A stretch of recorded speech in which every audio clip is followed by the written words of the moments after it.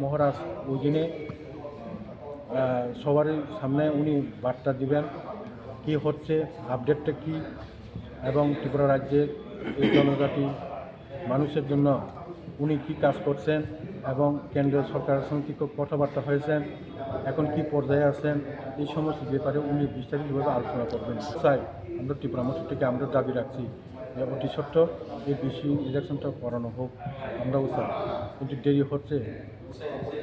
এটা মনে হয় আমার ওই ব্রু সেটেলমেন্ট তাদের ভোটার তালিকার নাম অন্তর্ভুক্ত করার ক্ষেত্রে কিছুটা অসুবিধা হচ্ছে বলে মনে হয়।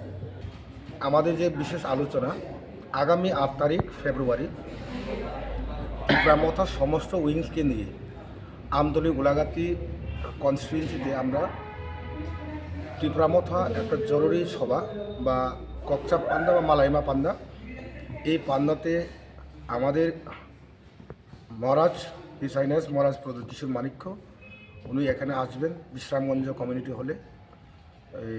এখানে উনি কথা বলবেন কর্মীদের সঙ্গে, একটা মিলন, এই মিলনের বার্তার মাধ্যমে আমরা ত্রিপুরামথাকে আগামী দিনে আরও শক্তিশালী এবং এগিয়ে নিয়ে যাওয়ার জন্য এই আলোচনা হবে।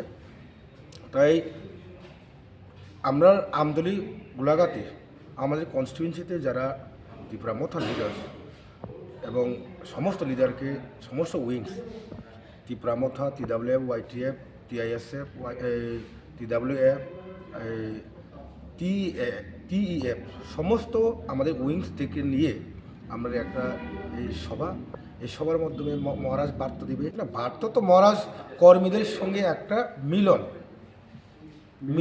মিলিত হবে কর্মীদের সঙ্গে একটা মিলন, মানে মহারাজ সমস্ত ব্লকে মহারাজ যাবে, শুধু চরিলাম না, সমস্ত ব্লকে। আমাদের এখন আমতলী গোলাঘাটি যে কনস্টিটুয়েন্সিতে সমস্ত লিডারদের সঙ্গে মহারাজ এখানে দেখা করবে। আনুমানিক মানে আপনাদের টার্গেট কত কর্মী? প্রোগ্রাম চলবে 11টা থেকে। না, টার্গেট কত থাকবে মানে কর্মী সমর্থক? 5000।